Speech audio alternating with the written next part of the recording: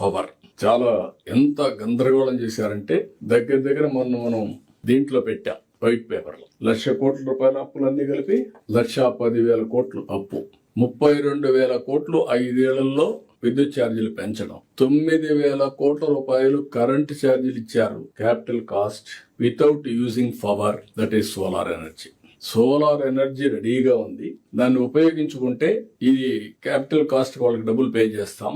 రెండోది ఫ్రీగా వచ్చే పవర్, అది ఏది ఇంధనాలు అవసరం లేదు.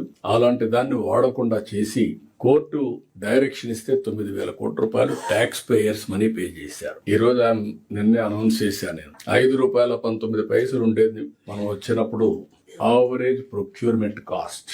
ఈ రోజు అది ₹4 ఎంత వచ్చింది? ఇప్పుడు 8 నెలలు ఈ 8 నెలల్లో 4.92కి వచ్చింది. 4.90 వచ్చింది. 4.92కి వచ్చింది. నా టార్గెట్ ఈ నెలలో, ఈ సంవత్సరం 4.80కి రావాలా.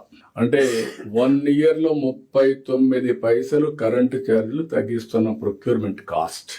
దీంతో నేను అనౌన్స్ చేశాను. వాళ్ళు ఒక ఇది ఇచ్చారు, ఏదైతే కమిషన్ లో రెగ్యులేటరీ కమిషన్ ఒక అవార్డు ఇచ్చారు, 9,000 కోట్ల రూపాయలు కరెంట్ ఛార్జీలు కలెక్ట్ చేసుకోవడానికి. నేను రిఫ్యూజ్ చేశా. మనం అది అమలు చేయొద్దండి, అవసరమైతే రెగ్యులేటరీ కమిషన్ రివైజ్ చేయండి, మేము దాన్ని ఇన్సిస్ట్ చేయం, మేము ఇంటర్నల్ అక్రూవల్స్ లో మేనేజ్ చేసుకుంటాం అని చెప్పమని ఫైల్ చేయమన్నా ఫైల్ చేస్తున్నారు.